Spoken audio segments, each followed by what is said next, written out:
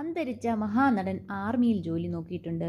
അവിടുത്തെ ജീവിതത്തിനിടയിൽ തണുപ്പ് കാരണമോ വേറെ ഏതോ രോഗം കാരണമോ അദ്ദേഹത്തിൻ്റെ കാലുകൾക്ക് സാരമായ ക്ഷത സംഭവിച്ചു.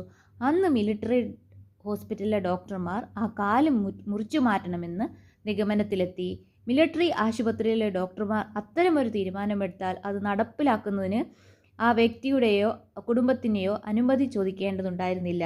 അങ്ങനെ പാതി തളർന്ന കാലുമായി രോഗാവസ്ഥയിൽ കഴിയുമ്പോൾ അന്നത്തെ പ്രധാനമന്ത്രി ജവഹർലാൽ നെഹ്റു ആ പട്ടാള ക്യാമ്പ് സന്ദർശിക്കാനെത്തി. ചികിത്സയിൽ കഴിയുന്ന പട്ടാളക്കാരെ ആശ്വസിപ്പിക്കുന്നതിനായി മിലിറ്ററി ആശുപത്രിയിലും അദ്ദേഹം എത്തുകയുണ്ടായി. പ്രധാനമന്ത്രിയോട് ആരും ഒരു വാക്കുപോലും സംസാരിക്കരുതെന്ന കർശനമായ നിർദ്ദേശം ഓരോ പട്ടാളക്കാർക്കും നൽകിയിരുന്നു. ഓരോ കട്ടിലും സന്ദർശിച്ച് തിലകൻ്റെ കട്ടിലിനരികെ എത്തിയപ്പോൾ ബഹുമാനപൂർവ്വം അദ്ദേഹത്തെ തൊഴുതു. അടുത്ത കട്ടിലേക്ക് പോകുവാൻ നേരം, ബഹുമാനപ്പെട്ട പ്രധാനമന്ത്രി, എനിക്ക് അങ്ങയോടൊരു വാക്ക് സംസാരിക്കണം എന്ന് തിലകൻ പറഞ്ഞു. ഒരുപാട് പുരികങ്ങൾ ചുളിഞ്ഞുവെങ്കിലും തിലകൻ പറഞ്ഞു, എൻ്റെ കാലുകൾ മുറിച്ചു മാറ്റുവാൻ ഏകപക്ഷീയമായി തീരുമാനിച്ചിരിക്കുകയാണ്.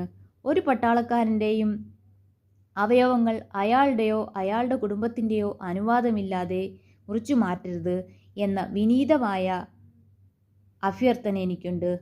അത് അങ്ങ് സ്വീകരിക്കുകയും ഈ ശസ്ത്രക്രിയയിൽ നിന്ന് എന്നെ ഒഴിവാക്കുകയും വേണം. അതുമൂലമുണ്ടാകുന്ന ഏത് അപകടത്തിനും ഞാൻ മാത്രമായിരിക്കും ഉത്തരവാദി എന്ന് ഏറ്റെടുക്കുകയാണ്. ഒരു നിമിഷം ഈ തൻ്റേടിയായ ചെറുപ്പക്കാരനെ സാഹൂന്ന് നോക്കിക്കൊണ്ട് ജവഹർലാൽ നെഹ്റു കടന്നുപോയി. അന്ന് തിരിച്ചെത്തിയ ശേഷം അദ്ദേഹം പുറപ്പെടുവിച്ച ഉത്തരവിൽ ഇത്തരത്തിൽ ഒരു തീരുമാനമെടുക്കുന്നതിന് മുൻപ് രോഗിയുടെയോ രോഗിയുടെ ബന്ധുക്കളുടെയോ അഭിപ്രായം ആരാഞ്ഞിരിക്കണം എന്ന് നിർദ്ദേശിച്ചു. അങ്ങനെ രക്ഷപ്പെട്ടു കിട്ടിയ കാലുകളുമായാണ് സൈനിക സേവനം അവസാനിപ്പിച്ച് അദ്ദേഹം നാട്ടിലെത്തിയതും മലയാള സിനിമയിൽ അഭിനയിച്ചതും.